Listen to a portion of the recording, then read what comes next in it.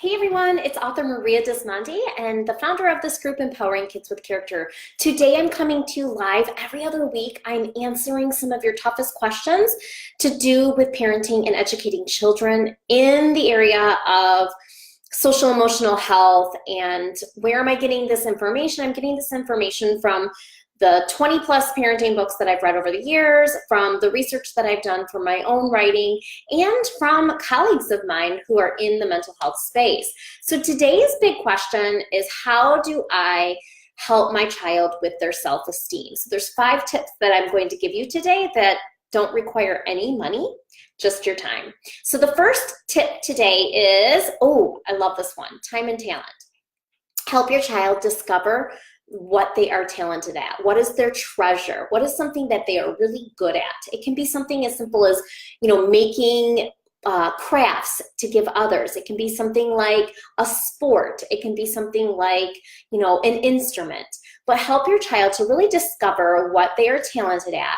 I'm not a huge advocate of doing a ton of activities for each child. I like the kids to have a lot of free time, and I don't want my kids to be overwhelmed. So when we talk about time and talents and treasures, I don't want you to think that it has to be outside of the home. It's really within your child. It's what are they good at? And how can they use that talent and that treasure, match it with a little bit of time to help others, right?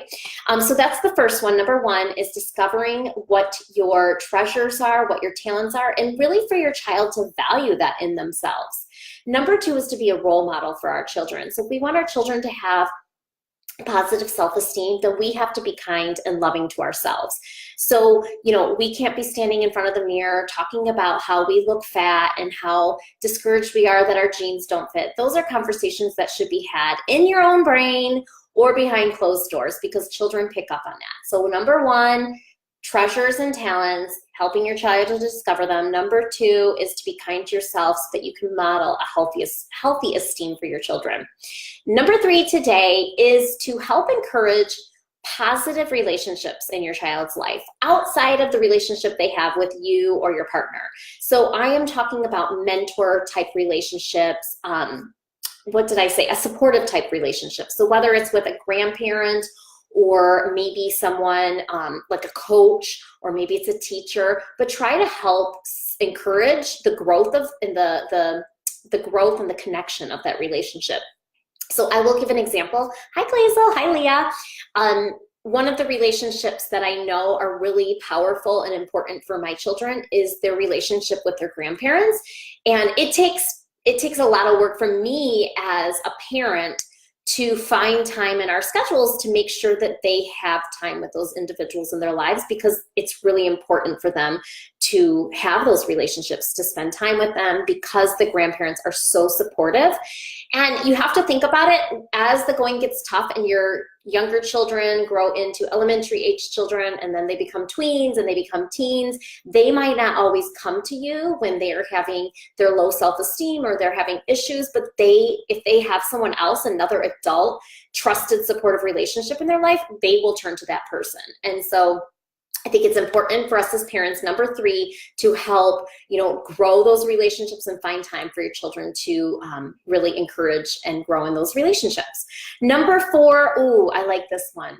So helping your child to find a way for them to really experience their emotions. And so a couple different ways. Some children like quiet time to read. Some children like a space to journal. So I know that's been helpful for one of my children. I've given them a journal. We write letters back and forth, and sometimes she just writes her own journal entries.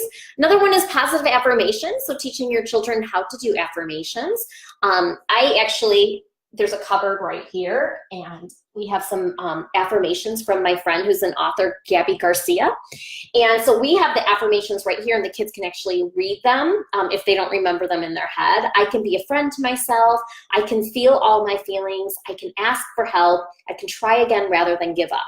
And meditation's another really calming activity for your children. So to encourage positive self-esteem, you want to be able to teach your child when the going gets tough, what are things that are going to help them to calm down. It's different for everyone. So that's number 4. And then number 5, if you're just tuning in, you're going to want to rewind and hear number 1 through 4, ways that we can help support and encourage our children's healthy self-esteem. Number 5 is to turn failure into an opportunity for success. So as your children make mistakes, as your children try something and they fail miserably, use that as an opportunity to help your child to see the positive in that, to see what their mistake really did and how it helped them to realize and get a lesson out of that for future success. So really not giving your children a hard time every time that they do fail, but looking at it like, okay, yep, totally messed up on that one, but what are you learning from it and how can we do it differently next time? So 5 different ways to increase children's self-esteem, super important. Rewind, take a listen to those. So glad you're tuning in today. Happy February. If you haven't already, be sure to sign up for our email list. I'll put the link below. This month we are giving out a date night planner to everyone since it's the month of love. And we're not just talking date nights with your partner or your spouse. We're talking date nights with individuals like your children. So sign up for our email list to get that free download. Bye, everyone.